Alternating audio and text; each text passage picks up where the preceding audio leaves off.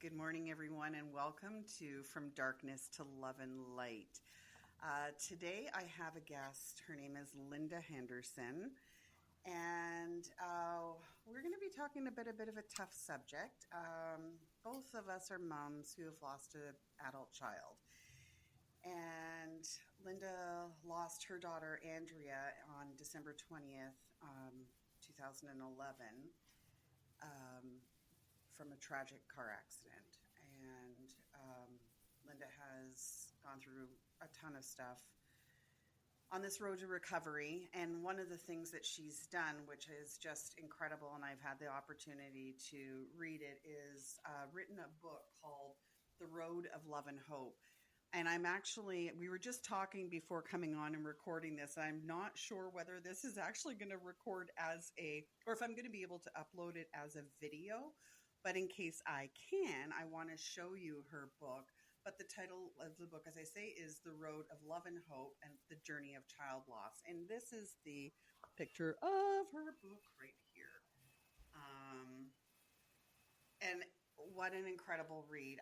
I think, like, just not even as a parent who has lost a child, but just for anybody else who maybe knows someone and doesn't know how to deal with their loss, it might just provide you with a ton of information on how to deal with this. Because I think as a person who is grieving, we tend to lose a lot of people in our lives, and it can be very, very lonely. So maybe just reading this book for somebody who's on the outside can provide a lot of support to someone you love that you just don't know how to take care of and deal with.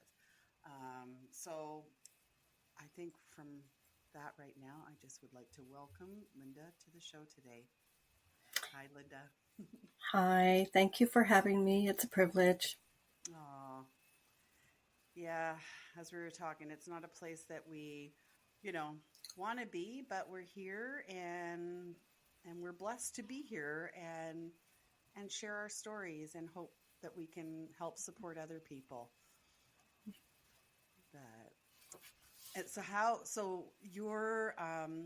Where would you like to be, and what would be the best way to start out this conversation today? Well, as you said, my name is Lynda Henderson. Um, I'll just start out with December 20th, 2011. It was a bright, clear, sunny day in Canada. I live in Ontario, and it was just one of those beautiful winter days, and there was no excuse, no reason for this accident. My daughter was 27 years old. She had a 2-year-old little boy when she was working that day that she left behind at home with her paternal grandma, and his paternal grandma. And so she was at work, and she was pregnant with her second baby. And we were texting back and forth. She was a social worker, and she was working with the youth of our community, girls between the ages of 13 and 18. They'd all been through the foster system, and this was kind of like the end of the road for them. And a lot of them had a reading level of maybe grade 3, grade 4. So she taught their literacy program and helped to just teach them how to be good citizens of society, basically. Wow. So she was out one day, this particular day, her and her coworker were out, and they had a couple of girls in the back seat of the car, and they were pretty happy. They had just called their head office that they had collected a certain amount of money that they were going to buy gifts for a family, adopt a child, adopt a family. And they were pretty excited about that. And the girls, it's a positive experience for them. And they were stopped at a light. There was no light there. They were stopped and waiting to make their left-hand turn, and they were just blocks away back from their place of employment. And a transport truck driver who was texting and driving hit them from behind. and he was having an argument with his girlfriend on the phone.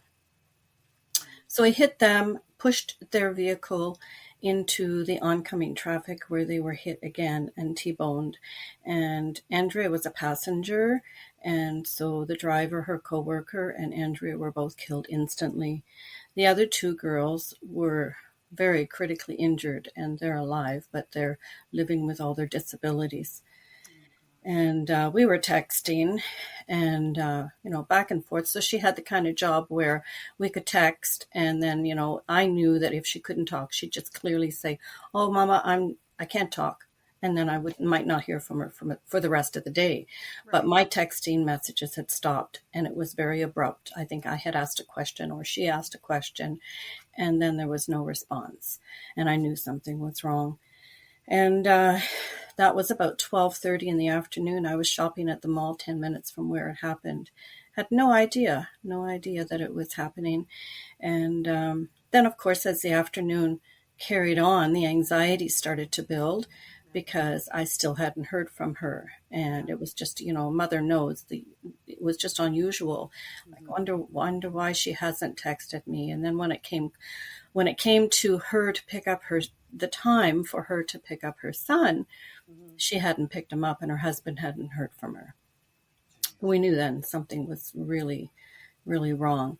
So what had happened is they had purchased a house in August that summer, and she procrastinated and neglected to change her address, like her license and information. So they went to another address, and then the police had problems connecting and finding the family.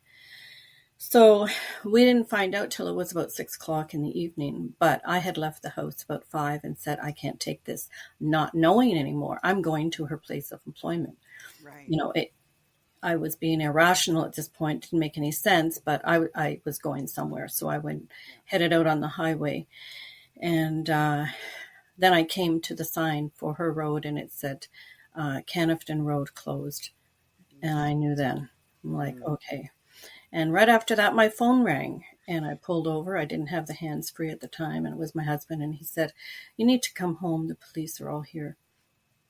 And I knew then, I've been a nurse for 37 years. So I knew that if I was going to the hospital, she was still with us. So when I drove home, that was clearly one of those situations with, the Carrie Underwood song, "Jesus Take the Wheel," because I have no idea how I got home. I have no idea. Yeah. I got home. It was dark. Lights were all on, police cruisers. And, just one of those things that a mother should never have to experience. I came in the door, and they didn't say anything. They didn't tell me. I just knew. And I went up to the one police officer, and I called him a liar. I said, "You are a liar. You have the wrong person." And I pounded my fists on his chest, and I collapsed. And that was the start of my shattered life 12 years ago.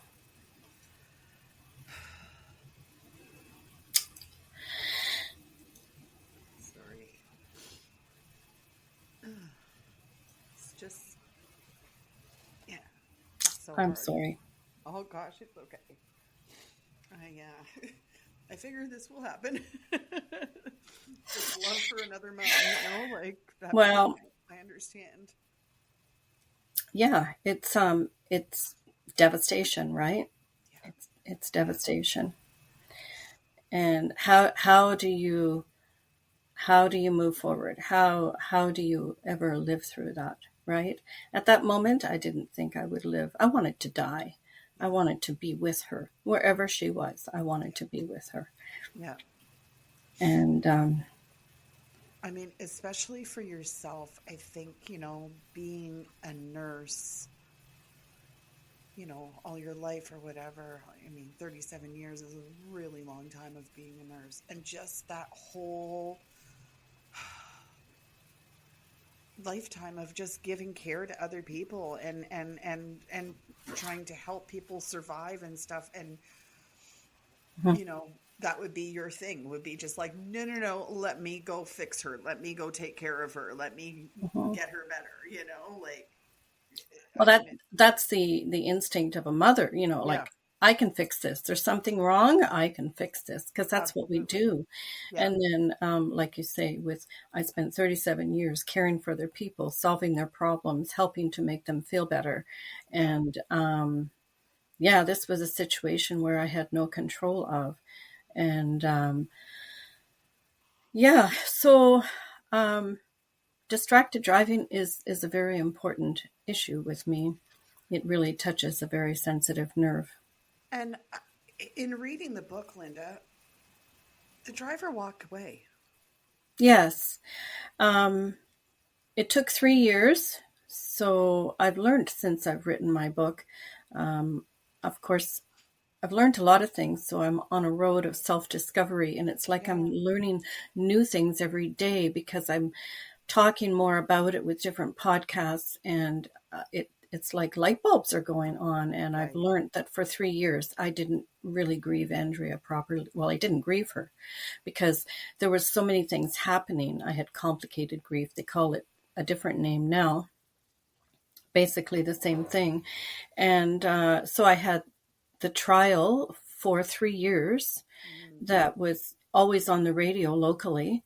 It Right. was a very high profile accident, in our two towns that are connected, Trenton and Belleville.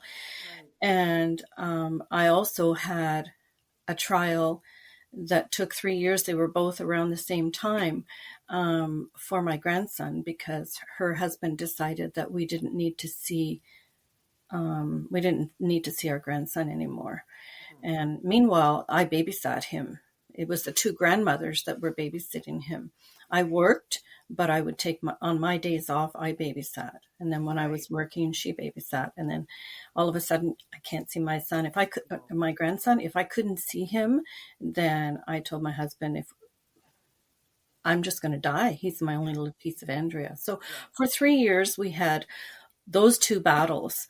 And then of course, grief with my other biological daughter, we went separate ways. Yeah. And all of the things happening in life outside of grief just complicate it. And so I was crying, but I don't believe that I really properly spent the time to give grief the space that it needed for my daughter. Right. So that was a learning experience. But yes, he did. It was a 5-day trial, and he did walk away a free man. Apparently, there were some papers that the prosecution had failed to submit. Oh, goodness. Yep. So our legal system failed. He Oh, was goodness. charged. Okay, in Ontario, we have what are the two? Dangerous driving with if you kill someone, dangerous driving, and Right. careless driving. They Right. charged him with the dangerous driving, which is a criminal offense because they wanted him to be criminally responsible for killing Okay. these two girls. Right. And um, that was okay. That's great. Like, do what you have to do, right? But then Hmm. they apparently, in the end, there were some papers the judge was looking for. He couldn't find them. So when he made his statement, he said that he couldn't find him criminally responsible. He said, I believe that you caused this accident, but I can't find you criminally responsible. He couldn't prove it. So he walked out a free man. It's just blows my mind. It literally blows my mind. Like, I don't Mhm. understand how that could have happened, like, Yep. I mean, and like, just like, I could imagine your feeling behind that. Just like, it's like, where is the, There's no justice. yeah, yeah, No. yeah, I always said I never looked to our judicial system for healing. I mean, at the end of no, the day, it doesn't matter what happens to him. It doesn't yeah, matter where he goes. I'm the one who's imprisoned for life without my yes, daughter. yeah, So ultimately it really doesn't matter. I mean, Yeah. I've resigned it's been many years, but I've resigned Right. myself to that fact. And you have But to. I mean, because that's not going to change, right? And so we have to do that, like for sure. But yeah, it's still, it's hard. yeah. It's like, I've also realized just this last week that I have not forgiven him, and I harbor anger. I always say I have this flicker of anger. It's always there. It's always in me. yeah. And, as a result, I am impatient. And this Mm, whole thing, I've endured every phase of grief that you can imagine. yeah. But now I have long-term mental health issues, Hmm. numerous ones. And one of them is an anger issue Right. because it doesn't take much to ignite that flicker of anger that I have, Yeah. whatever situation it is. And it's not right. And I, that's something I need to work on. I need to work on forgiveness. That's my newest little challenge in life, to work on that. Well, yeah, it's a tough thing. It's funny because I just had my sister-in-law was here yesterday. She's from well, she lives in New York State now. She's a Buddhist nun.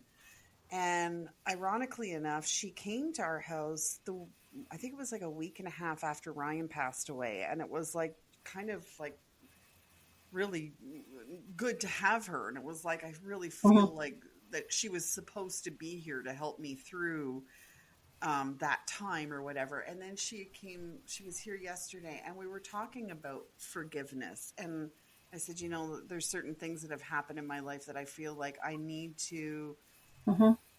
to give forgiveness for. And I said, but sometimes it's really hard. And she said, yeah, but you know what, Lynda, you can you can forgive, but you don't, it doesn't mean you forget. Mhm. Like, because I think it's sort of also like a place of protection too, right? Like we have to kind When of, it's true, like when you forgive, I mean, and over the last few days, because this episode happened this week, that mhm, kind of turned on that light bulb for me. And I've been actually researching forgiveness. And I mean, I knew, but just refreshing my mind mhm, about, the meaning of forgiveness, and when you forgive the person, you're not forgiving, you're not condoning the action, you're not forgiving the action, you're forgiving that person, you know.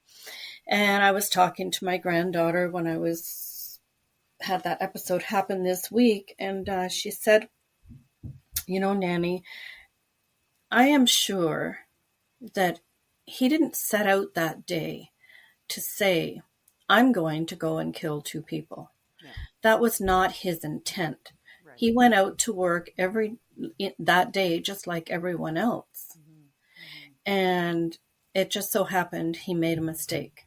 hmm, yeah, I'm like, that all makes perfect sense.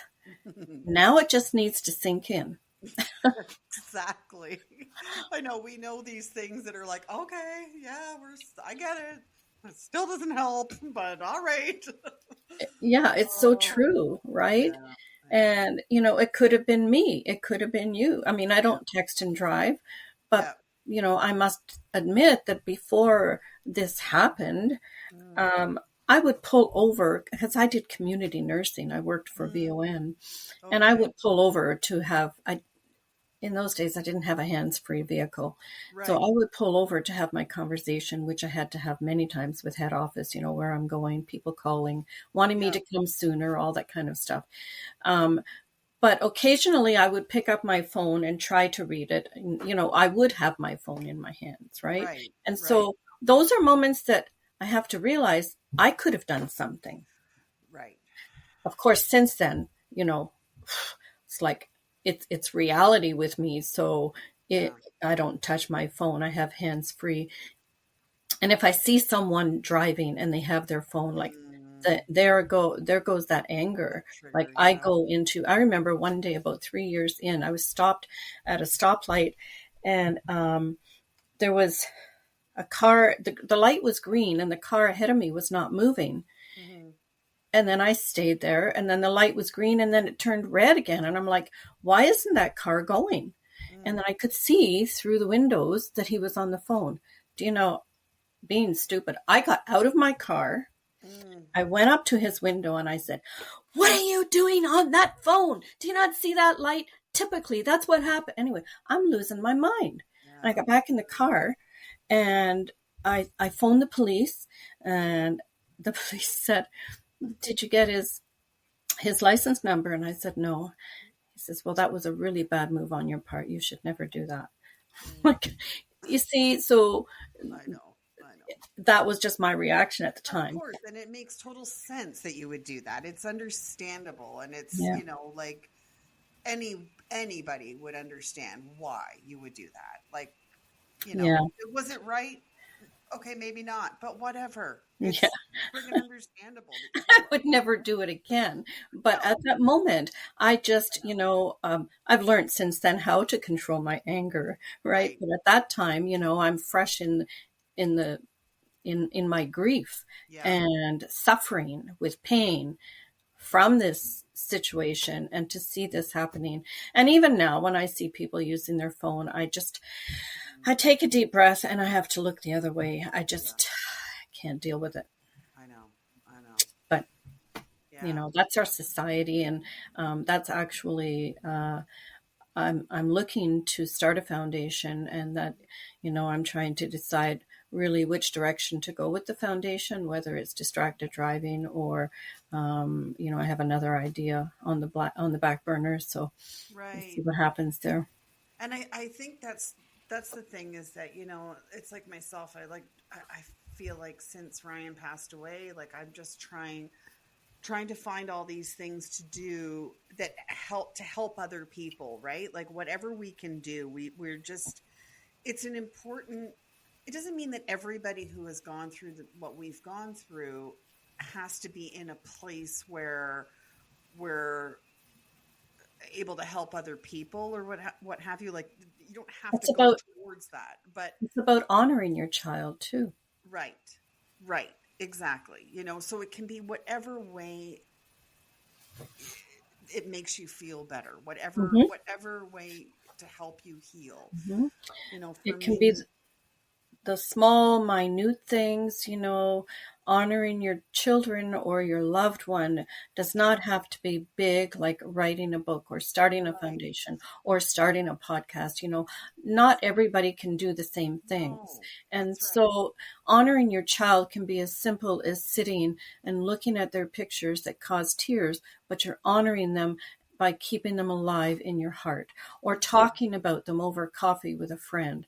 Yes, Small things, yeah, right? It doesn't have to be, some people think they have to do huge things to honor their children. If you live in an apartment building, you can plant, a beautiful plant and yeah, nurture that plant, and it can be in memory of your loved one. You live in a house, you can plant a plant or a tree. It doesn't yeah. have to be anything big, Yeah, right? that's right. Exactly.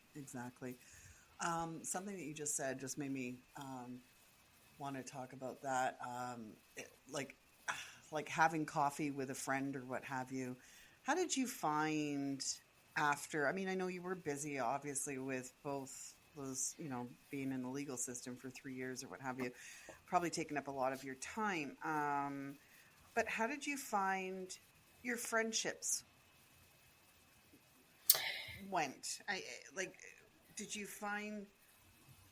For me, I guess the reason I'm asking this is because for me, I found it very lonely. Ryan died in December, and I had started a group of girls, like, I don't know, like 17 years earlier, just to kind of get together for coffee once a month or what have Mhm. you, and just talk about life and blah, blah, blah, blah, blah.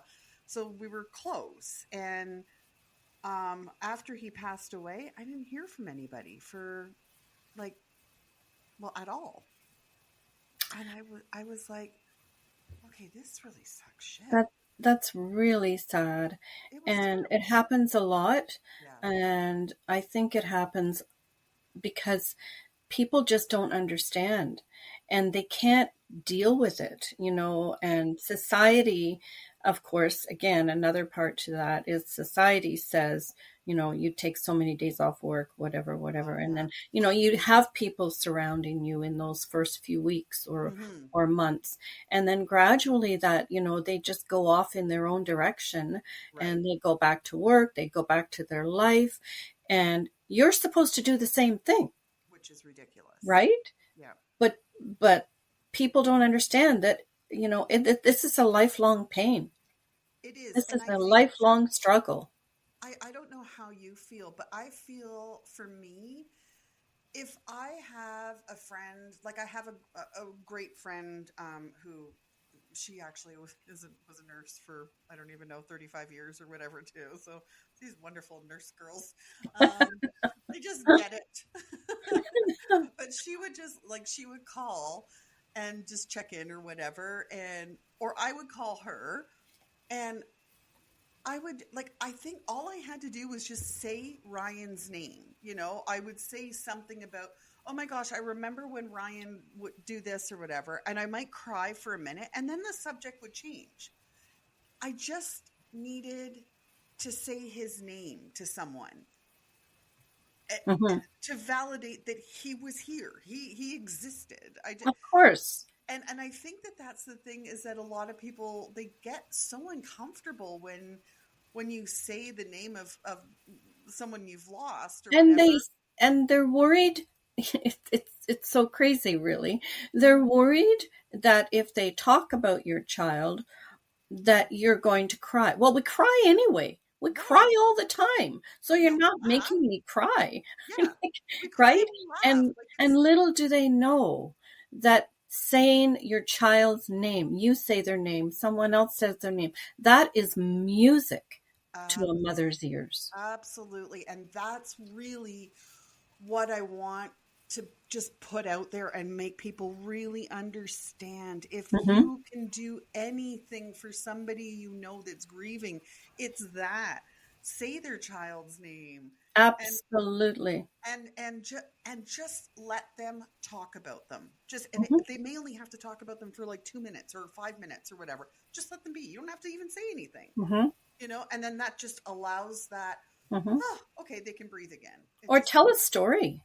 yep, If you have a memory or a yep, story yep, about that, the child, then tell it, right. because it brings warmth to a mother's heart. It Maybe does. crying, and that's okay. And little do they know, tears are those unspoken words of love. Of love. Yeah, And we need to shed those tears. we do. We do. And it's funny because, like I said, the same girlfriend or whatever, she drew me. She's a amazing artist. Like, she's so talented in like so many different, what's the word? Like different materials or whatever. She does Oh, or what have yes. you. But she drew a picture of a cardinal because right after Ryan died, I would see cardinals all the time or whatever. Hmm. Hmm. And so she she drew this picture of a cardinal anyway. So the one day I was talking to her and I was talking about Ryan or whatever, but I was saying, "Oh my God, Nancy, I'm talking to a effing bird." I said, "Now my son is a bird, for heaven's sakes," and so I'm crying, but I'm laughing my head off at the same time. And she's like, "It's okay, Lynda." Oh, and so it's like, I think that it's all like it's sort of important to know that we're not always all doom and gloom. We can laugh, but we It's true. And that's very important because, as in the beginning, in that freshness, when, that devastation, those first few days, months, and weeks, mm, um, it's hard to smile, and you yeah, don't want to smile, because if you smile, you're not supposed to smile. You're supposed to be in pain. It's like you can't, you need to allow yourself, you need to give yourself permission yeah, to smile. And even if you smile through the tears, yeah, that is a step forward in your exactly, journey of loss, right? exactly, yeah, Hmm. absolutely. And the thing about that too is that there is no time limit on this. There is no like, oh, well, okay, so it's been a year, you'll be okay now. No, there's no time No, in. grief is not linear. There's no No, time. There's no no. time. So any mom out there who has lost a child, um, it doesn't matter how long it's been. You know, it, we still have pain in our hearts, and it's allowed, and It's it's lifelong. You will grieve your child until your last breath, exactly, right? exactly. Yeah, Um, child loss is the most profound pain it that a is. person can endure. Yeah. Um, I've lost my mom. Hmm. I've lost my dad. Hmm. I love my parents, love them deeply, but losing a child is out of the circle of life. It's just not supposed to happen. No, that's right. And so, consequently, the pain resulting from that is lifelong, lifelong. It is, and I think that's the thing is that it's important to let people know that it's okay that like like if people say to you, okay, well, you've got to stop thinking about it or whatever, and you've got to just let it go. That's Absolutely not. I'm going to not. think about my daughter every single day. I Yeah. talk to her every single day. Yeah. Exactly. And I have to keep her alive because Yeah. she's just not here with me physically, but Mhm. she will be alive as long as I live. Her Yeah. legacy will remain. And I talk to her all the time. Yeah. We have Exactly. we're kind of like in a split level house. So you come in the front door and you go down 6 stairs and up 6 stairs. Okay. Yep. And when you come in the door and you look down those stairs, there's this big portrait on the wall, and Mm. it's Andrea, a close up, holding the little teddy bear of her son. And Oh. he used to suck on it, and the teddy bear's nose got all dirty. And so Right. in this picture, you see this dirty nosed, not teddy bear, bunny, Okay. dirty nosed blue bunny, Mm. and her big smile. And she's just so proud. This is my Tristan's bunny, right? And I Right. talk to her every morning. I go downstairs, I get something out of my extra fridge down there. Good Right. morning, sweetie. Yeah. Mommy's got a sore back today, whatever. Yeah. And always. And then upstairs in our living room, we have a portrait that was painted by a family that we met in Cuba, and her son is 19 and the most amazing artist. Oh And he wow. painted a picture that Andrew had a selfie picture, and he Mhm. painted that picture, made it into this big, huge two by three, Oh. 2 foot by 3 foot portrait. And so Wow. the way she's looking in that picture, no matter who's in the house, no matter what room you're in, she's looking at you. Oh wow. That's And incredible. I talk to her. So Yeah. we just, no, we don't move on and we don't forget about it. No. That's just not how it works. No. And I think like I'm sorry, but if people are going to treat you like that, you don't need them in your life. You Oh, really, well, I mean, it's true. I am part of a couple of really good Zoom meetings, and that was, a discussion that yeah. I heard the women talking about one night about, how friends had just kind of they had to remove some people out of their life, and the friends Right. just kind of dissipated. And, Yeah. as time goes on, you find yourself bonding. There's nothing like a bond with a bereaved mother that a Mm, bereaved mother has. Your hearts are connected forever, and exactly. there's that mutual understanding, and it doesn't matter the vehicle of death, like how your children left. The Right. pain is the same, and you That's right. share that, Yeah. The right? whole process of going through, like for me, I just remember back, like, I think one of the worst things in the whole wide world for me was like going into the casket room. I didn't even think I could do that.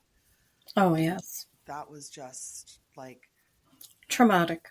oh my God, so traumatic. So, and yeah, anyway, there's just so many things that we go through, like just so many things. And it's like, Absolutely, and yeah. as I talked about in my book, like, I remember that first year, Hmm. I craved reading books about near death experiences because Yep. I believe in heaven, but I wanted Yep. confirmation that Hmm. heaven is real, heaven exists. I was born in a Christian family and had a very strong faith. And Right. I wanted to know that that's where she was. But there were some books that I read, one in particular written by a psychoneurosurgeon, and he had experienced this near-death experience. Mm. But it was, and I thought, I'm a nurse, so this will be great. All this lingo, I'll be able Yeah. to relate to it. But with my grief brain, it was just too much. It was like, oh my gosh, I cannot Yeah. understand what he's talking about. I just, Right. it wasn't for me. So when I sat down to write my book, I realized, I thought, reflected back on that first year, and I thought, if I had a book then that was written by a broken-hearted mother, and I thought to myself, I'm going to write this book as though I'm talking to a broken-hearted mother right beside me, and, telling them what to expect. Mm-hmm. And when you do have all of those things that happen in grief, they're normal. You're not losing your mind. So that's why I wrote my book the way that I did. I wanted to talk, what is grief? What is trauma? What is depression? Anxiety? All of those things, you're going to experience them because it's normal, because that's part of grief. Yeah. So, And as a bereaved mother, a broken-hearted mother, reading that book is exactly how it read.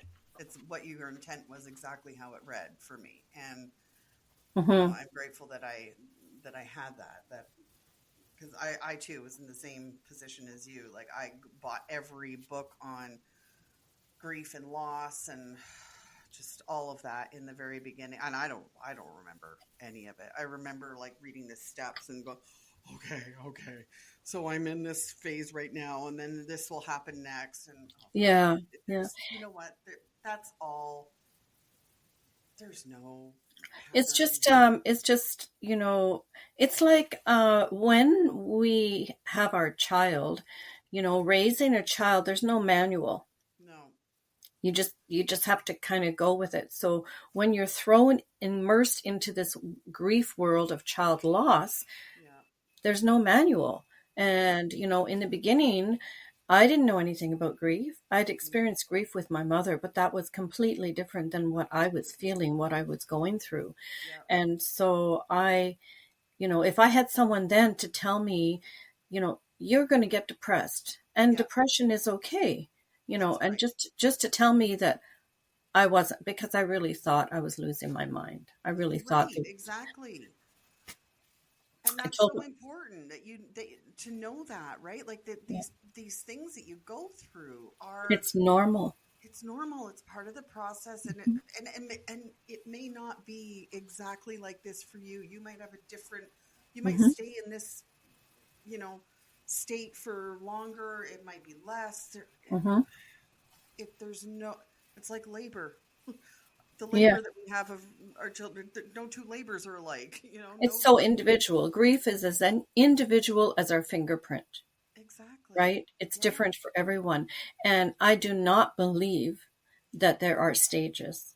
No, There I are no agree. stages because there are the feelings of grief. There Yep. are, there is depression, there is anxiety, there is Right. anger, there are all of those things.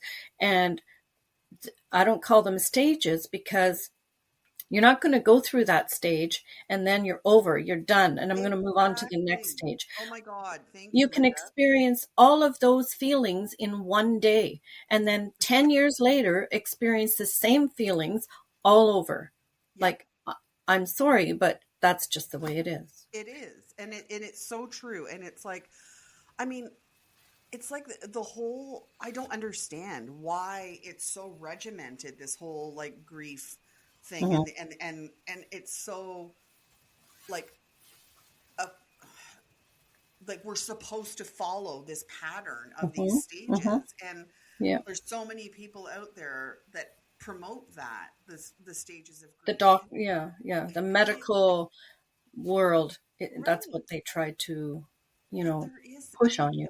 it's not that way at all. No. It's just like you Mm-mm. say, you could go through all of the emotions in one day, and then maybe you'll be okay for a day or two, and then That's right. And maybe, again, it's so individual. You may be good for a week. Okay, take one. You may not experience that anger for a year. right, right, You may not experience, the anxiety. It yeah. may go away and you may think, okay, I've got a handle on this, but it can come back. Oh, it can. There is no rhyme or reason. You just feel what you got to feel. And Exactly. grief is hard work, and Yeah, you just have to recognize and feel every one of those feelings yeah. It's the and only way just to take get it through one it. day at a time. Yeah, exactly, exactly. Mhm. Oh, yeah, yeah, yeah. It's deep. It's hard. I think we could probably just keep going on this forever, but I think the most important thing for people to know is that allow it to be whatever you need it to be for you, and get through it whatever way you need to do it. If that means staying in bed for a week in the same pair of pajamas, who cares? You Absolutely. do Absolutely. there's Hmm. no right or wrong to it. Hmm. And if anybody doesn't know how to deal with someone who's grieving, just let them talk. Just let them talk. All they want to do is Hmm. say their child's name. That's all they want to do. Just That's right. allow them to just say their name. And I touch on that in my book a little bit, some of the tips for, helping a person who's grieving. You know, if you don't know what to say, then you're Yeah. best off to keep your mouth shut. Oh yeah. Yeah. That's I basically, I have I to know say I it that way. tagged that the corner of the page of that when all the things. It's like, oh my God, that's so good. It's so true. But Yeah. I think it's best to just be a good listener, yes, put your hand on their shoulder, yes, acknowledge and let them know that their feelings are validated. exactly. That's exactly. And, It doesn't take a lot. there is no advice to give, No. and you don't say to a person, call me if you need me, Oh my gosh. or let me know what you need. Because to a grieving mother, she's not going to get the strength No. or to be brave enough to pick up that phone or even care to No. ask for help, No. right? But I Because mean, she's so you in can depth with her grieving. that's right. And but I mean, just having somebody come to the door and like, I just brought you a coffee, and Right. you're like, Or oh, thank you. if just drop by for the day and say, I see that your grass is pretty long. Where's your lawnmower? I'm going to cut your grass. Yeah, yeah, Or, if they have younger children, would you like me to take so and so out for an ice cream? yeah. Right? So many Just little, offer those things yeah, and, be there that's without right. making them, forcing them to make that decision, because they can't make that decision. They're not going to reach out. They're not going to phone and ask for help No, because they're too deep in their pain. that's right. Exactly. And it's Yeah. just little tiny things that would just make the world a difference for someone, Hmm. you know? Hmm. It's But, true. yeah. So the book, as I say, it's called The Road of Love and Hope, The Journey of Child Loss by Lynda Henderson. It's a fantastic read. I highly recommend it for anybody who has grieved the loss of a child, who has a relative who has lost a child, or a friend, or what have you. Read the story just so that you can learn from And grief is grief. I've had a lady tell me the other day, she hasn't lost a child, but she read the book, it. and she lost her father, Right. and she read the book and she realized and learned so much about grief, Yes. and about her son who lost his grandfather, and she said it helped me connect with him better about Right. his grief. And so she didn't lose a child, but the book was still helpful with the Absolutely. information about grief. Yes, Yes, it's my absolutely. journey, but there's a lot of information about grief. Oh, it's so So, true. It's so true. Because, like, even like, like my grandfather, I mean, he was my grandfather. He died when he was in his 71st year, 71st, 72nd year. Um, and my mom passing away at 59 years old. Like, I mean, those were all times that I can see how this book definitely would have helped me through, because I suffered a really long time when my grandfather passed away. I was so hmm close to hmm him, and losing my mom at such a young age, like, I mean, so it's absolutely true. The book really does help. And no matter, it doesn't have to be a child loss. It can, any grief that you've hmm dealt with is it's so beneficial to read it just for that too. Thank you. Um, and Lynda, so where's it can be purchased on Amazon, correct? Is there? Amazon, yes. I'm currently doing some book signings at the chapters across, like I've done one already in Belleville. Okay. I do another one on June 15th. I'm actually the author of the month at chapters in Belleville. So Ooh. it's on the shelf there for the month of July. And then Oh, I'm going tomorrow actually to Markham, and okay. I'm doing the book signing there. And I'll be doing one in Newmarket, and just kind of Googling where all these chapter stores are, and just want to get out there with my If book. you get into Hamilton area, you tell me and I will come and see you, because that's Yeah. where I am. Well, I will for sure. I Yeah. will for sure. I just, the whole goal when I wrote the book was, if I can help one person, one family, then I will have achieved my goal. And that's my goal. I just want to reach as many people as I can and help them to know that they are not alone, and Yes. they are normal, and that they can survive this, right? Yes. So, Exactly. Uh, well, I yeah. will. I will definitely put the information on how they can get your book through Amazon. I'm wondering if I could even get a link. I might be able to. I have a website. Oh, okay, great. My website is Lynda Henderson Write, WRITE.com. And the book can be purchased from there. And Okay. there's a couple of blogs about grief as well. Oh, that's good to know. hmm I also published a book for my daughter. She was a social worker, but when she first went to college, she wanted to be a journalist because she was a writer. She was a reader, a writer. She was unbelievable. At 12, she was writing a book. I don't even know what happened to it. Things happen, right? But I remember at the time these chapters, and it was just like phenomenal. Anyway, in high school, she wrote a book, and it's called Spooky Meets a Friend. And it was a high school project, and I published that book, and that's Oh, on Amazon. oh, wow. Spooky Meets a Friend. Spooky Meets a Friend. So you would search for that title, Okay. or she's the author, Andrea Watkins.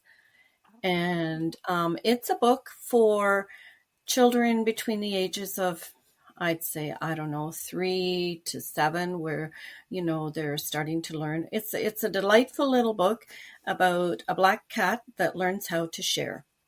Oh, I love that. How cute. hmm Oh, I'll have to check that out. I have a grandson who is 4, and well, Oh, he and a will grand love that book. he would, So, I'm sure, and a granddaughter who's 6. So they're both right in the middle of that. absolutely. And when I'm Yeah. at the chapters book signing, I always take Spooky Meets a Friend with me. So, Right. Oh, yeah. that's awesome. That's awesome. So I honor her in every moment and every Oh, way that I can. And that's she's very an nice. author, and she's not even here. So Yeah. I know that she's very proud of Mama. Oh, absolutely. Absolutely. Absolutely. And I'm very proud of you too, as from one mama to another. I'm very Thank proud you. of you. Thank you. And yeah, well, Lynda, gosh, 49 minutes. I don't even know where that went. That just seemed like, oof. I'd just like to say, for people that are going through this, I've kind of developed my own little motto Mhm. for life. And I don't know if it makes sense or if it's helpful, but it is for me. It helps me. And so what I always say, first of all, today is the only little piece of time that we have control of. Yesterday is gone, but today is the only little piece of time that we have control of. So it's what you do with it, you know, that makes life worthwhile, right? So I say, embrace the moments, whatever those moments may be.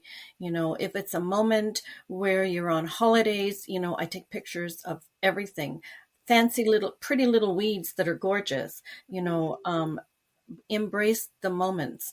And those moments may be for someone who is early in their suffering, where you've stopped crying and you actually feel good for that hour. Just embrace that moment, because that gives you hope Yes. for tomorrow, that maybe the breaks in between your tears will become longer, right? So embrace the moments. Absolutely. And cherish the memories. Yeah. Those memories that you have that bring tears now will warm your heart later.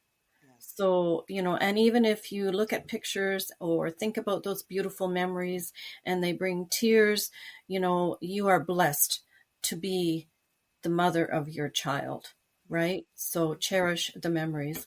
And by doing all of that, living your day the best that you can for today, cherishing the memories, embracing the moments, that creates hope for tomorrow. We all have hope. We all anticipate. We all expect that tomorrow is going to be better. And that's our hope. That's right. So I just, embrace the moments whenever I can. Such a good point. It's such a good point, and a good thing to live by, Yeah. Very good thing to live by. Yeah. Oh, thank you, hon. Thank you so much for being on here today. I truly appreciate it. I encourage anybody who wants to just, this summer, pick up this book. Just grab it either through Lynda's website or through Amazon, and I will post it in the show notes. And to all the other moms out there, we see you. We're sending you lots of love, lots of light, and lots of peace. Absolutely. And you can do this. Yeah. You can do this. Thank you. Now I'm going to cry again. Thank you, Lynda. Thank you so much for being on the show. Thank you, Lynda. Oh, my pleasure. My pleasure. Sending you all love and light. Thank you for listening today. We'll see you again soon. Bye for now.